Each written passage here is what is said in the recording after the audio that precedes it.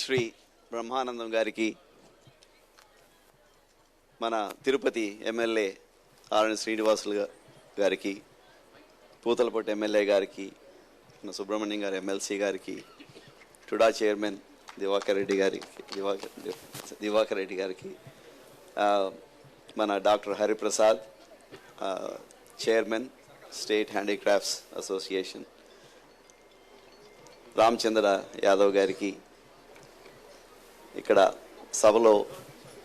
సభా వేదిక మీద ఉన్న పెద్దలకు ప్రతి ఒక్కరికి నమస్కారం.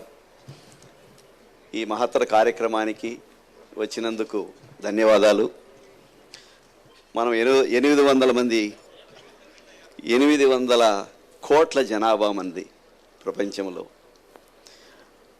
ఇంత జనాభాలో సమాజంలో వివిధ రంగాల్లో ఒక ఉన్నత స్థాయికి చేరిన వ్యక్తులను గౌరవించడం, ఆదరించడం ప్రతి ఒక్కరి బాధ్యత. ఆ బాధ్యతను విశ్వగురువు సంస్థ వారు ప్రైమ్ 9 ఛానల్తో కలిసి ఈ కార్యక్రమాన్ని చేపట్టడం, ప్రతి సంవత్సరం ఈ కార్యక్రమాన్ని నిర్వహించడం ఎంతో ఆనందదాయకం.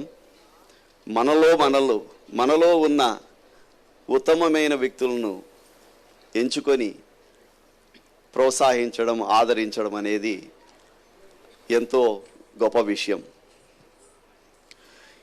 కళలు దురదృష్టవశాత్తు కమర్షియల్గా సక్సెస్ కావడం లేదు.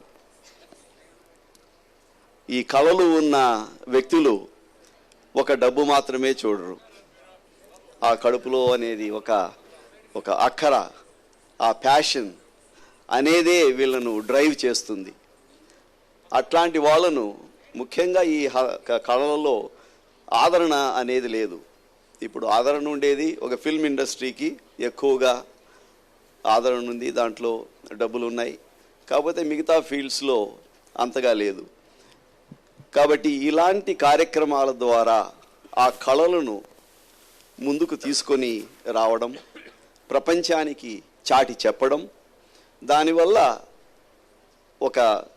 కొంతమంది వ్యక్తులనే కాదు, ఆ కళలను కూడా ప్రజల ముందుకు తీసుకెళ్లే అవకాశం కలుగుతుంది.